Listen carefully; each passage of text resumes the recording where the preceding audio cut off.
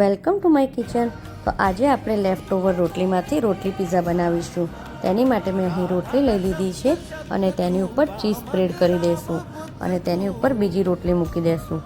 ત્યારબાદ તેની ઉપર પીઝા પાસ્તા સોસ લગાવીશું અને વેજીટેબલ્સ મૂકી દઈશું, જેમાં મેં ડુંગળી, ટામેટાં, રેડ કેપ્સિકમ, ગ્રીન કેપ્સિકમ અને બોઇલ કરેલી કોર્ન લઈ લીધી છે। તમારી પાસે જે પણ વેજીટેબલ હોય એ તમે એડ કરી શકો છો અને ત્યારબાદ ગ્રેટ કરેલું ચીઝ સ્પ્રેડ કરી દઈશું અને અહીં મેં પનીરને પેરી પેરી મસાલાથી કોટ કરીને લઈ લીધું છે અને તેની ઉપર ચીલી ફ્લેક્સ અને ઓરેગાનો સ્પ્રિંકલ કરી દઈશું અને તેને એકદમ સ્લો ટુ મીડિયમ ગેસ પર કૂક થવા દઈશું।